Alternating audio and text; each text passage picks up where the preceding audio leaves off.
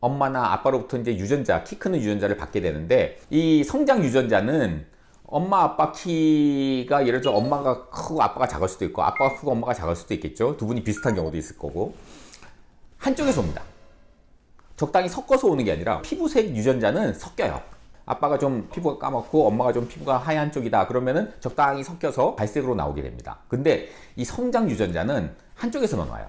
그러니까 키 큰 쪽에서 올 수도 있고 키 작은 쪽에서 올 수도 있고 할아버지 쪽에서 올 수도 있고 할머니 쪽에서 올 수도 있고 외가나 친가나 한쪽에서 올 수도 있어요.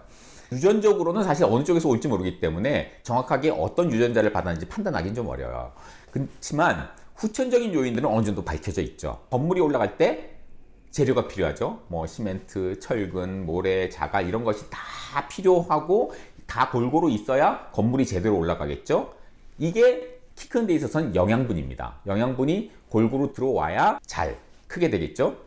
그리고 두 번째는 아무리 재료가 있어도 이 재료를 날라서 집을 지을 수 있는 숙련공들이 있어야 되잖아요. 재료만 쌓아놓는다고 집이 되는 건 아니죠. 그래서 영양분만 잘 들어간다고 해서 키가 크는 건 아니고 적절하게 이 성장판을 자극을 해줘야 됩니다. 그래서 그 자극해주는 게 운동이죠. 너무 운동을 많이 해도 성장판이 너무 지쳐서 키가 잘 자라지 못해요. 우리 운동선수들 보면 운동량이 많은 운동선수들이 있잖아요. 그런 선수들은 키가 좀 작아요.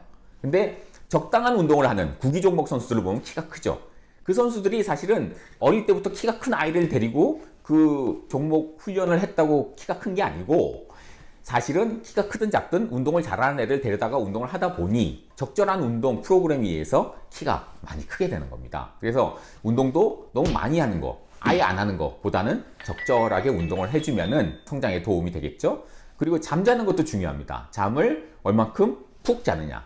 옛날에는 사실 10시에서 2시 사이에 자는 게 굉장히 중요하다. 그때 성장 호르몬 분비가 막 일어나기 때문에 그때 자지 않으면 키가 잘 안 자란다 라고 얘기하던 때도 있었고 그런 얘기가 실제로 의학 교과서에 실려 있었습니다. 근데 그게 다 후속 연구를 통해서 아니더라는 거죠. 그보다 더 중요한 거는 10시에서 2시 사이에 자는 게 아니라 얼마만큼 깊이 잠드는가. 수면을 1, 2, 3, 4단계로 나누는데 4단계 깊은 수면으로 빠졌을 때 성장 호르몬이 팍 분비가 됩니다. 그래서 얼만큼 깊이 잠드느냐가 몇 시에 잠드는 것보다 훨씬 더 중요합니다. 10시에서 2시에 자더라도 중간에 자주 깨고 그러면 오히려 더 성장에 방해를 받게 되겠죠. 그런데 이제 그 중에서 가장 중요하다는 이 영양 문제인데 적절하게 영양이 들어가야지 칼로리 과잉이 돼서 살이 찌게 되면 성장에는 아주 역효과입니다. 살이 찐 애들이 사실 키가 커요. 키가 크니까 옛날 어른들은 이 살이 다 나중에 키로 가. 괜찮아. 많이 먹어둬야 돼. 이렇게 얘기들을 하셨죠. 근데 실제로 그런 것이 아니라 우리가 살이 찌면 지방세포가 늘어나는 거잖아요. 근데 이 지방에서 인슐린하고 비슷한 호르몬이 나옵니다. 그래서 이게 성장을 촉진시켜줘요. 그러니까 어떻게 되죠? 살이 찐 애들이 키가 큽니다. 또래보다. 성장이 촉진이 되기 때문에. 문제는 성장이 촉진되는 만큼 뼈 나이가 빨리 진행이 돼요. 그러니까 골연령이 빨리 진행이 되는 거죠. 실제로 아이는 8살인데 뼈 나이는 10살이 되는 경우도 있습니다. 그러면 또래끼리 비교하는 게 아니라 또래 중에서는 키가 크죠, 물론. 그렇지만 10살짜리하고 비교를 하면은 키가 그렇게 큰 겁니다. 결국 어떻게 되겠어요? 또래 애들 8살짜리는 한 8년을 더 크지만 얘는 뼈나이가 10살이니까 한 6년만 크고 끝나게 된단 말이죠. 그럼 어떻게 될까요? 결국 최종적인 키는 지금 크지만 작아지게 됩니다. 그래서 비만이 되는 것은 성장에도 가장 악영향을 주는 나쁜 요인이 돼요. 사춘기도 빨리 오고 성장판이 빨리 닫히기 때문에. 그래서 너무 칼로리만 높게 먹어서 살이 찌는 것은 성장에는 좋지 않습니다.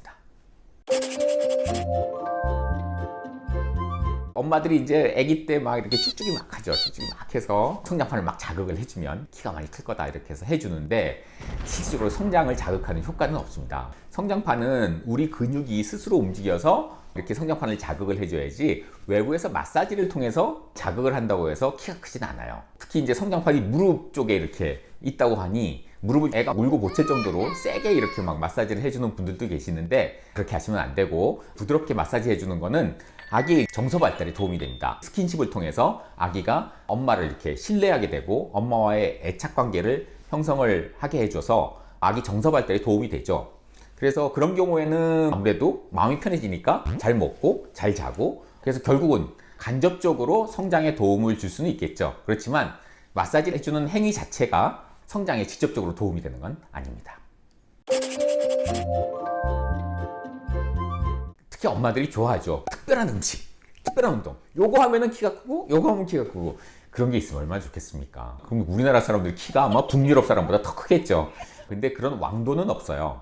다만 음식을 이렇게 골고루 먹는 게 중요하죠. 음식군이 있어요. 탄수화물군, 단백질군, 지방군, 또 이제 유제품, 또 미네랄, 뭐 식이섬유 이런 것들이 골고루 다 잘 들어가 줘야 됩니다. 이 균형이 잘 맞아야 되는 거죠. 예를 들어서 우리가 이제 영양적으로 따져보면 탄수화물 55%, 단백질 15%, 뭐 지방 15에서 20% 정도 해서 그 균형이 잘 맞춰지면 그만큼 우리가 섭취한 음식물들이 성장으로 많이들 가게 되겠죠. 그렇지만 이 균형이 안 맞으면, 균형이 안 맞고 뭐 탄수화물이 너무 많다든지 뭐 지방이 너무 많다든지 이렇게 돼 버리면 이게 이제 성장으로 쓰이는 게 아니라 이게 결국은 칼로리가 소모가 되거나 아니면 넘치는 칼로리는 지방으로 바뀌니까 성장에는 오히려 마이너스가 되는 겁니다. 그래서 영양소의 균형, 이게 더 중요한 것이고, 그런 어떤 또 미량 영양소들, 비타민이라든지 미네랄 같은 것들이 부족해지지 않도록 그런 식품군을 잘 골라서 먹이는 것이 중요하죠. 특히나 아이들 성장에 단백질이 중요한데, 뼈를 구성하는 건 미네랄과 결국 단백질이니까 단백질 중에서도 동물성 단백질이 굉장히 중요합니다. 그래서 우유가 좋다는 거죠. 우유에 비해서 두유가 질이 떨어지는 이유가 뭐냐면은 식물성 단백질은 필수 아미노산이라는 게 좀 부족해요. 아무리 좋은 식물성 단백질도 필수 아미노산이 다 들어있진 않아요. 하지만 동물성 단백질, 우리가 고기라든지 우유 같은 식품에는 필수 아미노산이 모두 다 들어있습니다. 왜 그게 중요하냐면 9가지 필수 아미노산이 우리가 섭취를 할 때 한꺼번에 섭취가 돼야 돼요. 이게 한꺼번에 섭취가 되지 않고 몇 개가 빠져버리면 근육이나 뼈를 만드는 데 쓰이는 게 아니라 그냥 칼로리로 날아가 버립니다. 그래서 우리가 식품 중에서도 필수 아미노산이 다 갖춰진 식품이 좋은 식품, 좋은 단백질이라고 얘기를 하는 거죠. 그러니까 두유보다는 우유가 더 좋은 거고, 또 고기라든지 생선에 있는 동물성 단백질이 식물성 단백질보다 더 양질의 단백질이라고 우리가 얘기를 하는 것입니다. 그래서 음식은, 특별한 음식을 우리가 꼭 먹어서 키를 키우는 게 아니라 항상 균형을 잘 맞추는 게 중요하다는 말씀을 드리고 싶고요. 운동은 너무 이렇게 막 뛰는 운동만 생각하죠. 그래서 막 줄넘기 아니면은 뭐 철봉에 매달리기 막 그런 운동만 생각한단 말이죠. 근데 사실은 그렇게 수직으로 하는 운동만이 키를 키우는데 도움이 되는 건 아니고, 모든 유산소 운동이 사실은 다 도움이 됩니다. 심지어 뭐 시간을 잠깐 내서 엄마랑 나가서 밖에서 배드민턴 치는 것도 성장에 도움이 돼요. 다만 중요한 것은 30분 이상을 꾸준히 해야 된다는 거죠. 적절하게 성장판이 자극이 되려면 이런 유산소 운동들을 30분 이상 쭉 해야 된다는 겁니다. 근데 사실 줄넘기를 애들이 30분 이상 계속 끊이지 않고 할 수 있나요? 되게 뭐 한 2, 3분 하다가 좀 쉬었다가 또 2, 3분 하다가 그런 식으로 하죠. 그거보다는 뭐 그냥 배드민턴을 치더라도 30분 이상 계속 뛰어다니면서 배드민턴을 치는 게 오히려 더 도움이 된다는 거고, 과거에는 헬스클럽에 가서 웨이트 운동하는 거는 오히려 키 크는데 도움이 안 된다라고 생각을 했는데, 지금은 오히려 적절한 웨이트 트레이닝은 성장에 도움이 된다, 이렇게 알려져 있고요. 그리고 중력을 받지 않는 운동, 예를 들어 수영 같은 운동들은 키 크는 데는 도움이 안 된다라고 옛날엔 생각을 했는데, 그런 운동들도 다 키 키우는 데 도움이 됩니다. 그래서 어떤 운동을 하든지 애가 꾸준히 할 수 있는 운동, 30분 이상 할 수 있는 거, 그리고 애가 재미를 느끼고, 애가 해야 되잖아요, 운동을. 엄마가 대신해 줄 수 있는 건 아니니까. 애가 재미없다, 안 하겠다 그러면은 그래도 강요하지 마시고 다른 운동으로 계속 바꿔서 애가 흥미를 가지고 꾸준하게 계속 할 수 있는 운동을 찾아주시는 게 중요합니다. 그리고 또 한 가지는, 이 운동이 매일 하는 것보다는 격일로 하는 게 더 좋아요. 하루 운동하고 그 다음 날은 그냥 스트레칭만 하고 또 하루 운동하고 스트레칭만 하고. 왜냐하면 운동하는 날 키가 크는 게 아니라 그 다음날 운동을 쉴 때 키가 오히려 더 많이 큽니다.